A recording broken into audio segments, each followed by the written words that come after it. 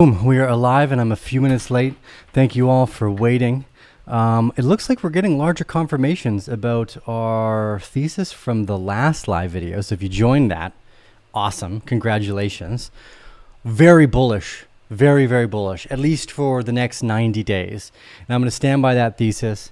Give me a thumbs up if everything is going smoothly within the stream. Again, it's been a few days since I've been back, so I wanna, it's always difficult to make sure that the technical aspect of this game is working properly. Just right off the get-go, just go ahead and like the video because you already know how excited you should be about what I'm about to show you.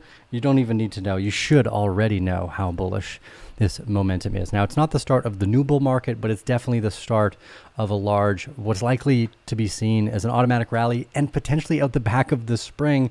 Hard to say. We won't know until we get further market confirmations, but we're definitely going to get around 90 days, maybe 120 of upward momentum. So we're positioned for that.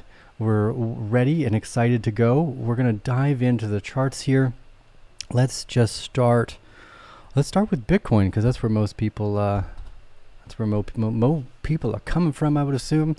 I'll move my face over to the side of the screen here so I'm not covering the chart. Okay. Hey, look at that. We broke out quite nicely. And we faked out a lot of intraday traders, I'm sure. For those of you that are new to the channel, we follow the kind of Wyckoff methodology. We're looking for horizontal trading ranges and breaks of those range. So we've seen a full breakout of the range. Now, when this happens, when we get a nice SOS like we've just gotten for Bitcoin, we usually get a backup. So the backups here are going to be thin, ladies and gentlemen. They're not going to give you the, oh, here, what is this? We're up, let's see. If we're up 6%, and people are gonna be like, oh, it's gonna retrace all the way back down to 21,000, or it's gonna come down. No, it's not. Right now, the market maker's job is to get as very few people on this train as possible. Will they test the market to make sure that they are in control of the asset, and then drive the fucking price up until until Jim Cramer is talking about how awesome Bitcoin is again? We're not at the top. He told everyone to sell right at the bottom. He's going to tell everyone to buy right at the top. He's like the perfect counter signal. So I do not believe this market is done. There's pretty easy reason to see us going to around $40,000 Bitcoin. We could even go higher, but let's take it one kind of stepping stone move at a time. So why are we bullish ultimately? Like, what's the driving thesis behind this? Okay. Again, if you are new to this channel, we love the Wyckoff theory. We've seen our primary support and selling climax. We drove up into an automatic rally. We saw all their secondary tests. We had a massive amount of fear throughout this huge long-term spring. And what's interesting is that within this spring, there was actually a much smaller accumulation range, which you can see highlighted by the top of the red bar here. So again, we're looking for horizontal accumulation or distributional ranges. Currently, we are seeing accumulation and so much momentum within the market. We didn't even pause here. And this is what I tried to tell people the other day when I was doing, is this a Bitcoin fake out? I said, no, it's clearly not. There's so much momentum. The market maker wants nobody else to join this ride. They're going to test the market as small, with the least amount of new people getting on this move as possible. That's the goal. The goal is to drive the price up so that the people that are buying it later on are buying it from the market maker as they start selling. I haven't seen that distribution come into place, but let's take a look at why we're bullish from a few other angles. So this is Gala Games. Here's one of the plays that we are ultimately very excited about.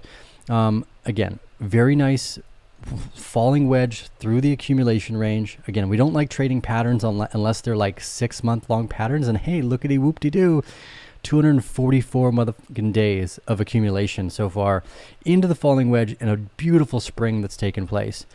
Usually the pullbacks here are far and few between. Again, because the market maker don't want you on board. If you're out of the market, they want you to come in at the very last minute, just as they start to sell on top of you. So somewhere around $40,000 to $60,000 would be my first take. But again, I like Bitcoin more than I like US dollars. In fact, I like NFTs more than I like US dollars or video game currencies at this point. The US dollar is a fucking scam. It's although people accept it, it doesn't mean it's not a scam. We should keep that in mind. People accept scams all the time. Humans are fucking weird. But what's so exciting about these reaccumulations here is this Okay, so I've been making a bunch of entries into Gala around this red box here. So we're around 50 to 60% into our position.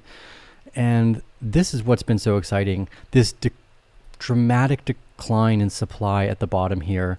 When you see reduced volatility and decreasing supply in a market characteristics, that is a very, very bullish move for our ecosystem. So this momentum that we're getting right now is not done. It's just the start. So here we, beautiful trading range that came across the table. We've been following this one in the private group, but ultimately this kind of green box, this test that we had across the backup and the LPS, this was the bottom of the top of that trading range. And I believe we're going to go around 0.1 or 10 cents, maybe even as high as 16 cents, maybe even higher. Again, you don't want to judge too far into the head of the market movement after the spring has occurred, but this is the second reaccumulation range, so that leads me to believe it's not the last. We'll probably get one or two more of these on our way up there. Again, testing the market, trying to get rid of the intraday traders and the short-term positions before driving the price up and hopefully sucking every last bull into the market. Not bears. Bears are smart. They should already be in the market if you're a fucking bear. And people get this emblematic thing wrong all the time. What do bears do? They wander around fucking foraging and accumulating when nobody's paying attention because they know shit's about seasons are going to change one day. The bulls just run at any sign of red, effectively, right? So you got to remember that the emblematic version of the use of these animals in the market is not what most people think. It's actually the opposite. The bulls are not the smart ones. Anybody can make money in a market being a bull. It's the bears, those that know how to accumulate in the dry, like in the switch of the seasons that do really well. So declining supply, declining volatility. Here from the buying climax to the test, we had a 30% move to the downside. And from the SOS to the LPS, only 21%. So we've shaved off 10% of the volatility while still reducing supply. Hugely bullish fundamentals in the market across the board right now. Literally every asset is going through ups like this. So here's Fetch. I think this is a beautiful example of why we're so bullish for the next 90 days. So here's Fetch. It was a little bit faster from the bottom of the accumulation range here, pretty much the same time frame. Why is it not letting me draw? Boom. Okay, so I know this kind of if you're not doing study here, you're probably a little bit behind. So I do suggest you do your homework or you join the private group so you can stay caught up to date. We've got a lot of great educational content around this idea. Here's the bottom of the trading range. What is effectively a spring, also its own accumulation range, but this is what I'm excited about. Here's Fetch. So Fetch went through a 22-day, 23-day reaccumulation process and then continued to break out. So what's difficult for most people is that Fetch was up 140%. Why would you want to enter a position that's already up 140%? That just sounds silly. But look what came afterwards. And this is what I suspect we're going to see for a bunch of these assets. Another 200% move on the outside of the box of this beautiful reaccumulation range. So where we are in Gala right now, this reaccumulation range, the declining supply, I'm I don't want to say too confident. You know, you need some type of like check and balance in place. You don't fucking wreck yourself. But for me, this move's going to go to 10 cents and 16 cents. It may even go higher, but it for damn sure is going to 10 cents. So I'm pretty, don't ever trade off what some YouTuber says either, by the way. Like, that's just a horrible financial decision to make. Like, this is strictly for education. This is something that I've come to use over the years and have very thoroughly enjoyed because of its rewarding paybacks of being right early and understanding those initial changes of character within the market. We flipped to bullish as soon as we jumped outside of that range. It's often, again, what people will be hesitant to be like, oh, PTSD from the bear market. Yeah, perfect.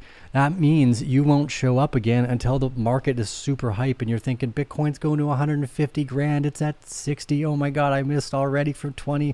I knew it was a great idea. I got to get back into Bitcoin because if I don't get back into Bitcoin, I'm going to feel like I missed out on everything. And that's what the market tries to do. It tries to force these emotional kind of dialogues where you don't feel like you're in the right position anymore. It does it when it's going up and it does it when it's going down. It's practiced this for longer than you've been alive. It'll outlive you as well. So don't forget that. You're dealing with a force of energy that is older and will live longer than you. Speculation ain't going anywhere. So Here we go. Back to the screen. So again, ultimately bullish. Let's just look at the fundamentals of why. The gaming sector is huge. The gaming sector already produces like $200 billion a year of revenue moving in and out of the gaming ecosystem. 2 years of mobile game revenues is the equivalent of Bitcoin's fucking entire market cap. Do not fade games. Games are the on-ramp to adoption. They are the Trojan horse that will bring crypto and blockchain and new forms of money to the entire goddamn planet. That's why we went so heavy into games in early 2021, because we're like, a light bulb moment went off. Like, holy shit, this is the perfect crisis investment. 2 billion people, regardless of their language, regardless of their culture, are playing games, and games have been around forever. That's the fundamental thesis, right? The technical part right now is this long-term falling wedge into a spring, and our first move within that box. So if you go back all the way to March 2020, pretty much all of 2020 or 2020. Go back to 2020 and take a look at our videos then. Exactly the same change of character, although this time I'm even more confident about it because I got to experience one of the most disturbingly fear-based moments in probably our generation, maybe in multiple generations. So I'm not going to switch to bearish until to bearish until much later into this move. So I want to make a comparison about that bearishness and what that might look like, just so you understand. So I believe that we are effectively all the way back down here to Bitcoin. So we went over this in our last video. You can check it out. It says, is this a Bitcoin fake out? And the answer was no, it's fucking bullish. It's designed to screw with everybody. And here's how it looks. Here's a beautiful accumulation range. And then look at the way that this first jump couldn't even hold itself outside of the box, like couldn't even hold a horizontal range. It had to go vertical. It was so powerful. And this first jump out, this is where we are right now at $23,000, likely on our way to 40, maybe even as high as 60 before coming back down and building a new support range through secondary tests. So we could be at the start of an automatic rally, or we could be at the finish of a spring. It's hard to tell. We won't know, but for sure we're going higher. Yeah, that's how I'm talking to myself, by the way. We'll continue to build conviction within some of these plays, but inevitably, if you look at what this reaccumulation range was, we still had a spring that came later. So we still, even though we were at $3,000 and went to $14,000, we came all the way back down to $3,000 afterwards. So I do suspect that even if we go, let's draw this out here so you can see, this would be the equivalent of the 2018 accumulation range between $3,000 and $5,000. We've got the first break outside the box, and we could easily run to 40, maybe even 60 grand, and then we could come back down and we could form a trading range. Now, that might not be the case. Maybe it's a smaller trading range and we do this, and then Bitcoin does this for like another 2 years. That's a high possibility as well. And then you see some type of spring, scary event, boo, boo, and then we go even higher. So you don't want to pick this out too far in advance, because there's no way I could have picked out the pandemic 2 years in advance. There's no way in 2019 here I had any clue that there was a pandemic coming in the future. Yet they hit equal levels of fear in terms of price. And that's important, because that's what most people are interested in, is the price of the asset. But you can very easily use the aesthetics or the emotional aesthetics of people. So what's one way to do that? We can go over here. We can go to fear, greed, Bitcoin. It's a great way to check it out. And I'm assuming, oh yeah, look, we're just finally at neutral. We had been over at the 30 to 40% fear range for the last few days, when I've been like, boop, boop, boop, boop, boop, boop, right? So now that people are finally starting to leave the fear and enter the greed, we're going to need to probably peak this greed sign out. Let's take a look at some of the data that we can compare to here as well. Boom, here's our $60,000, $60,000, back down to 20,000, back up to that first little dip. And look at this too, September, October, November. This is amazing to me. Check this out. This actually doesn't make any sense. So November 7th, fear was actually lower somehow. it's almost it did drop, like obviously from November 6th to November 7th, 12th, 13th, we started to drop dramatically, but we've not left fear for almost a year, basically from May of 2022. We've been in the fear range. We've been at the bottom of the market. So until we see the greed levels up at 80 or 90, let's go max so you can see what that would look like. Yeah, so up until we're up in this 70 to 80 mark, we're not done yet. People are not greedy enough yet for this. When people are greedy and we see that fear and greed sentiment shift, then we'll know that the market sentiment is closer. The market maker has done their campaign, but there's no way the market maker builds a multi-month accumulation to just give up like 15 days into it and go, meh, we're done here. No, that's not going to happen. So we've got at least 90 to 100 days of upward growth. I feel very confident about for myself. Whatever you think, that's what you should go with. But this is how we are building our current campaign as well. So Bitcoin's pretty easily going to go. Now, this could be the interesting argument too, right? Is that, okay, we saw the first automatic rally, our secondary test, spring, and our first test. And it didn't even hold here. Couldn't even hold here for a minute. If we go up here and we bounce around at $24,000, geez, guys, we're going to $40,000, right? So this is where the trading range becomes hyper important, because if we make it all the way to 25, 26,000 and we can't, and we see something like this and it comes back down below like that, oh my God, the market might be done for a bit. It might, but I don't think that's the case. If you remember our earlier videos too, when the S&P 500 first started to break down, the S&P is a clear indicator of where the larger traditional markets are going, and they're a great way to measure sentiment. I was actually just chatting with a good friend, Luke, about this. We were going over and taking a look at this. So there's been this widening megaphone. These are traditionally bullish on the breakout, and I suspect that the breakout is going to go all the way to the top of the box. So what's unique here is that when we got up here, I felt confident that we were going to form an accumulation or some type of range, because if you had a multi-year reaccumulation, you don't just have a single distributional moment. They usually take time to build up. So I expect we're going to break through here, and then we're going to even continue further and likely do something like this. We could come down and test this once or twice, and we're going to find out if it gets bullish because they just start printing to infinity and beyond, or there's something that dramatically shifts within the US sentiment. You get a upthrust distribution, and then we start to come down. And the S&P 500 right now, guys, is in a horrible, horrible place, because it has years and years and years and years, longer than I've been alive, of enormous amounts of debt building up this thing. This thing is basically created by enormous amounts of debt. That's what the S&P 500 is. Or a shit ton of money printing. That's another way to say it. Okay, here's the S&P 500. Thank you. I'm glad I looked there. So this was fun. Here's two double bottom reaccumulation range and the breakout and SOS. So what's interesting here is this is your first SOS and backup.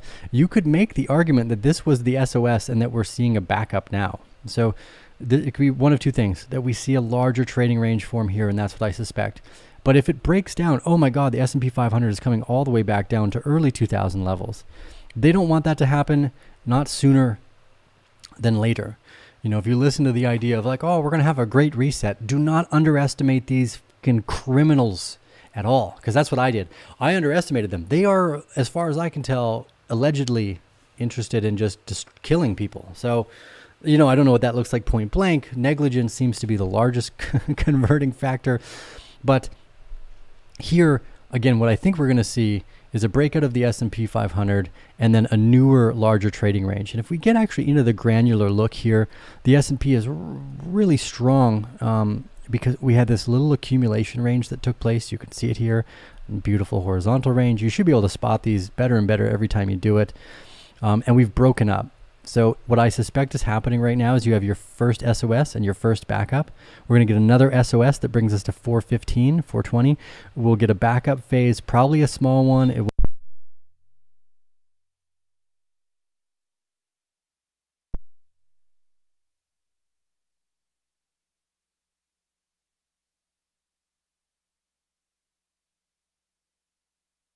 there we go. Looks like I need a backup battery for my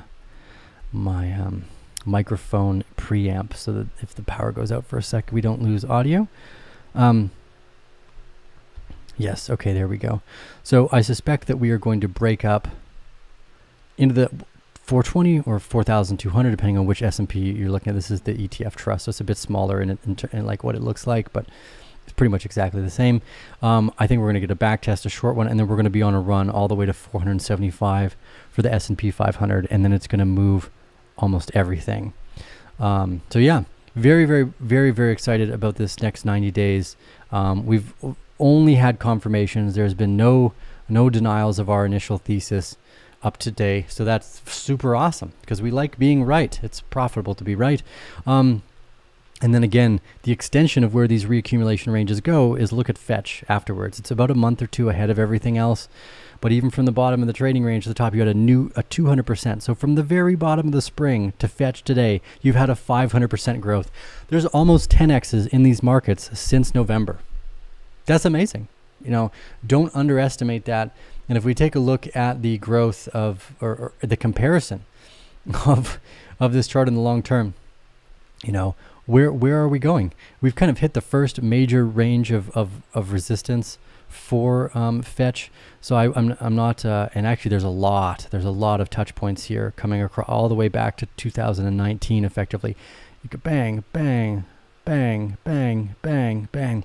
So that's almost 6 or 7 points. You can keep in 1, 2, 3, 4, 5, 6, 7, 8 points. 8 points of contact within this resistance. I don't think that fetch is going to have a hard time getting out much higher than this is. But again, if you look at what that spring, that's easily $40,000 for Bitcoin, I think, to the return of that. So this is where I think we're headed. Look how much momentum there was too. It is almost hard to tell. Like you got to really zoom in here to see like this nice accumulation range, spring, reaccumulation outside of the back, test, and then all the way to the top. Didn't let anyone even get a fucking second basically to get on that train if you weren't already on it. Just very, very short reaccumulations like this one. Oh, like this. And like this. Yeah, so I hope you kind of can see the idea. Please practice a lot of this on your own. Like you should never take anyone else's opinion for these things. Let's take a look at Avalanche. Avalanche, same long-term story, multiple months of reaccumulation through the box where we have our primary selling climax here, our first automatic rally, our test, spring, boom, and then our first move of strength back inside the box.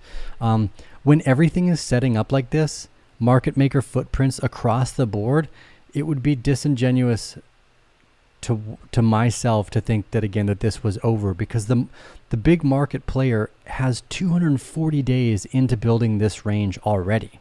They're not going to just pussy out at 15 days of movement to the upside. So keep that in mind when people are thinking, oh, this is a bull trap, or it might be in about 90 days when the very last bulls, like, again, I think when Jim Cramer's like excited about crypto again in 60 days, like, yeah, I'm fucking whatever, Coinbase is great, like they solved Gemini, boop-a-doo. That's when we know we should be getting the fuck out of the market. Actually, just as a mode of contrast, guys, if Jim Cramer is interested in anything, just you probably don't want to be in that position. He's like, if he knows about it, something's wrong. Another one here as well we're big fans of is Ape Token. Their launch of the Dookie Dash game, their revenue generating business. But again here, as I've marked this one out, so instead of me just writing it with dirty letters on the screen, you see our primary support, our selling climax, our first automatic rally, secondary test, spring, and a move outside the box into what is now our first reaccumulation range with Ape Token here. So here, beautiful accumulation range. And again, this is equivalent in my opinion to what we were just looking at in Fetch, that you'll get around 14 to 28 days. We're already 12 days into this. Maybe we get another 10 days, and then we are going up all the way to the top of the trading range here. At the very least, I suspect we'll go to around $8, maybe $9.30. You could see further extensions. Like if this turns out that we go up to here and we do this, oh God, we could go all the way up to $20 again. We 100% could. So don't don't fade this market cycle. Don't listen to anyone that's bearish here right now. I switched as soon as the character switched. Right after this moment when we broke out of this multi-month downward trend line and moved into reaccumulation ranges across the board, I went, well, it's time to be bullish for a little bit. So that's pretty exciting. Can you please say boom? Boom. We are live. Ladies and gentlemen, there you go. I said it for you. Sound is back. Can you look at PPT really quick? I don't have PPT drawn up yet. I don't want to take too many requests on charting just because I'm really showing ones that I've already had drawn up and ideas that I've already kind of broken into. Is a little bit easier than improvising on thoughts. Would you like to see Charles Hoskinson do prison time? I don't know why that would make sense. That doesn't make any sense to me. I don't know why I'd want to see anybody do prison time first off. Well, maybe I could think of a few, like Bill Gates, maybe, right? But allegedly he should deserve prison time from what I can understand. But Charles Hoskinson, for what? For having a hawk? I don't think so. There's no reason for Hoskinson to be in prison. That doesn't make any sense. Can you look at Gala again? Yeah, we just went over Gala. Like, again, ultimately, we're looking at the 14 or the 45 minute, right at the top of the LPS range, declining supply. Everything says to me bullish. Yeah, we're most of the way into our position here. And another little bit of confirmations, and we'll continue that campaign. And we'll hold again for the next 60 or 90 days. So nothing has changed here. Take a snapshot of this if you want. I think I've posted, it's posted in the private den, but I don't know if I post on Twitter. I usually shit talk on Twitter. I try to make jokes and stuff. I'm not, some people are better at Twitter than I am. I'm not very good at it, or YouTube even, apparently. I just like sharing with you guys. I have a fun time doing this, and it helps me flush out my thoughts, to share my conviction and the understanding of what I've learned over the last almost decade in the Bitcoin market now, which is good. The ability to largely remove your emotion, although I made a few mistakes in the past. You ran out of time last time. Yeah, we only did 27. You were at 27 minutes. Theta is Godzilla. Theta is one of the ones that we had on the chart watch list last year as well. Everything is going to move in this market right now, guys. The ones that haven't moved yet will move, but it's usually the ones that are the most volatile in that early stage are the ones that are the strongest throughout the duration of the cycle.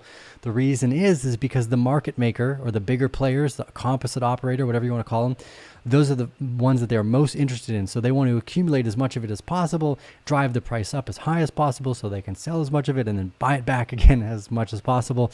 So if it hasn't moved yet, it's not even on my list.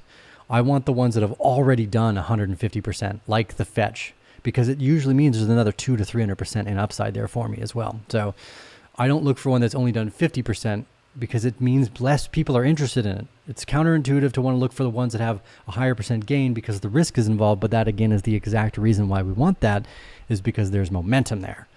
So yes, we'll keep it at that.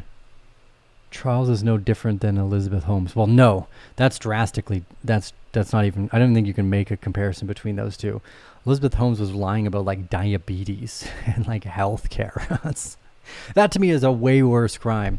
If you lie about technology, I don't give a shit. Like, who cares? It means you got scammed because you didn't do a good, like, look, I lost a bunch of money with FTX. I thought they had great technology. We even invested in a few of our seed products beside them. Like, we invested in a few video games beside them as well as 3 Arrows Capital. I had no idea that those motherfuckers were failingly overly leveraged in their longs. Like, I was like, yeah, 3 Arrows Capital, these guys are great. Look how they've been so successful for themselves.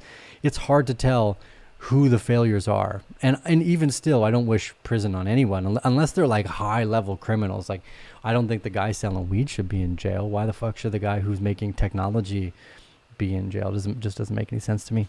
You mess around with healthcare though, oh my god, we in the past we hung you, but I probably can't say that. So if you look at what we've done in the past, that's what we did. I'm gonna get banned from YouTube still, aren't I? I've tried so hard throughout 2020 and 2021 not to get banned. Please don't get banned for being smart and ahead of everybody, Tio. I like talking on YouTube. Anyways, follow us on Twitter, sign up to our free newsletter, sign up to the Discord channel. Well, you did ask me to look at PPT. I don't have it up here, but again, unless it's got the momentum, so that's how I'm going to look at it. Unless it's got the momentum of the other ones, I'm not interested in it basically at all. Yeah, there's no momentum here taking place that I can see. So I've learned in the past not to enter, because I made this mistake in 2020. I looked for trades that hadn't yet broken outside of the box, thinking, yes, I'm getting in early. There's less risk here. I'm so smart. Wrong. You want the ones that are already moving, because that's where the interest is. So although there's a good technical setup for pretty much every asset in this position, if it's not already up 100%, it's under my radar effectively. And I know that's counterintuitive. I had to retrain my thought process around this as well. But you want the ones that everybody else wants, because that's what they're going to buy. That's what they're going to mark up. And that's also what they're going to sell. So there's usually lots of liquidity there to play around with. But other than that, you know, we made some, actually I still have some PPT because we never sold it. But for us, some of this is venture. We'll make a $10,000 investment and be willing for it to go all the way to zero. Like, in fact, I often wanted to go to all the way to zero to prove me wrong. Like, tell me I was wrong, because I made mistakes again in the past with, we had so much Dogecoin and XRP in 2016. And I was like, nah, boop-de-boo. Like, I'm more confident in Bitcoin, and that I was right. I have more confidence in Bitcoin, but you often underestimate the potential of being right and justified in your initial thesis on the longer term. And that's what I got wrong so many times, was I didn't stay in the position long enough, because it went up 500%, came down 80%. I'm like, oh, blah, I'll just take my 100% profit and be gone. But I left the original fundamental idea on the table, which is, hey, people like dogs and people like memes. That's a great reason for a currency, in my opinion. So that fundamental stayed the same. And the growth afterwards, oh my God, it's absurd. Absolutely absurd. So PPT here is, it looks like it's in the accumulation range itself, and it will probably have a breakout. But if it hasn't already broken out, it doesn't have the momentum that I'm interested in for carrying out the rest of this campaign, because we only get so much time before the market maker is can sell everything on top of everybody again. Yeah, look at Solana. Aptos up 38% today from its bottom into new all-time highs. Blue sky findings for Aptos here. Look at this. So I suspect we're going to get this across the board. I suspect we're going to get bullish momentum across the board. Even our magic play. Jeez. We entered our magic play here in November in the private den. We let you guys know. Actually, we got really lucky with this one. At what was this? Yeah, actually, well, we entered private, I think, at a little bit less than this, than what was on the public market. But we're also vested for like a year, so I have to see where we're at in a year. Effectively, shout out to the Magic team. They've been shipping product like in rock stars. And then again here, this looks like a beautiful reaccumulation range to me. It looks like we hit our first buying climax, our automatic reaction, and then we got some secondary tests, and we're at the last part of this breakout before I suspect we return to similar highs for we could see a move upwards of fucking $4 for Magic here as well. So yeah, I'm interested in the ones that have already moved since November for Magic. From the bottom today, we're already up 300%. So we're interested in closures like that. We're interested in something that already has 150 to 250% momentum, because we suspect that it will continue. If it doesn't yet, I'm not even looking at them anymore. I made that mistake in 2020. We won't make it again. There's a few mistakes we made in 2022. We won't make again. So welcome to 2023, ladies and gentlemen. This is a good start to the year so far. Everybody can harvest as much tax loss as they possibly could for 2022. And 2023 is going to be a profit year. It's a trap. Yeah, it's definitely not a bull trap. That's for sure. Momentum in Solana. Yeah, across the board. I mean, 40% today in Aptos. That's just crazy. So again, these are the ones that I'm more interested in. The ones that are already up 190% for Aptos, 300% for Magic. We're up almost 200% on Gala Games from the bottom of the spring. Let's see here. 250% from the bottom. I'm more interested in the momentum plays at this point, and it's done me well so far. Okay, just a few thoughts and questions before we sign off for today. And then we'll go from there. Yeah, momentum across the board. In this, again, the footprint of the composite operator is in every asset right now. So every reason to believe that we're going to go farther. I said, can you look at Matic? You ran out of time last time. Yeah, I can look at Mr. Matic. Actually, Matic has been one of our long-term favorites for a while now. And again, what's interesting to me is this new accumulation range that we've been watching form here. So it's very likely that this was the selling climax here. And then you saw an automatic rally, and then your test, an SOS, and then an LPS backup. Now, you don't always think that the backups will go all the way to the range here, but you have to remember your selling climax is down at the bottom. So and we had a nice double bottom there too. So it looks like we're going to get a reaccumulation range here on the 45-minute for Matic. Yeah. So once we do this, we test this, we're going to go to around $1.26 pretty easily. So yeah, bullish momentum on literally every asset, but again, I'm keen to follow the ones that have already moved significantly because that's where the momentum is. And in 2020, that's where the duration of the bull market's momentum stayed, was in those early first movers. So I made the mistake of trying to like chart out the ones that had not yet moved, again, trying to reduce risk on my position instead of wanting to be in the position that was just performing the best because that's what everyone wanted. I was like, so yeah, I learned that lesson, won't do it again. Ultimately bullish everywhere across the board. Let's see. XYO did 150%. Cool. Yeah, you guys need to do your own kind of due diligence and homework. I'm interested in games. That's it. I almost don't even give a fuck about the underlying technology anymore. As long as it does a good job of making sure the person who's playing the game gets to keep their game assets and their game currency and their game identity, awesome. That's all I care about. It doesn't need to be Bitcoin. I think Bitcoin maximalists are fucking retarded. Bitcoin is like a perfect money, but it does nothing else. There's 1,000 million other things in the financial ecosystem that you need aside from money. It solves a lot of problems, but it doesn't solve all of them. So we need other things, and games are way more interesting and so much less contentious. Like, you don't need to explain video games to anyone. Whereas like trying to convince someone that, oh, money is mimetic and we choose it, and if two parties decided they want to use Bitcoin, Bitcoin's a money. It's like this magical choice between two people for this medium of exchange to become the thing that they want to use, and it's backed by this very difficult to understand cryptographic technology that makes sure that no one else can fuck around with your money. Like, God, they don't care. They really don't give a shit. So for me, our switch into games has been a large and leading thesis, and we live by that now, which is why some of our top favorite plays right now are Ape Token Sand, Illuvium, Gala, and Magic. It's because those are all the games that fit our thesis. Anyways, we're signing off for the rest of the day. We'll see you guys in the next one. I'm not even going to give you an outro today. Just feel excited about the bullish momentum. Maybe I will, let's see, Saturday. It's going to be bullish on the weekend here too. So maybe we'll come back on Saturday or Sunday. I appreciate all of your guys' support. If you're new here, hit that subscribe button. YouTube does one hell of a job of making sure nobody sees our videos. We've been shadow banned since around late 2017 when I started talking about things that they didn't like then, and we've never really recovered. I bet you I could start a new channel probably and grow it faster than this one. I still think that's the case, but I'm not going to let the Arcane Bear brand die because I'm here with the bear. The bear is like my guiding light and principle for how market cycles work. And I'm forever grateful for being able to join along the bear and its journey and what it's taught me so far about understanding, I guess, some of these deeper emblematic functions of animals and psychology. So we'll see you guys on the next one. What was this? End stream.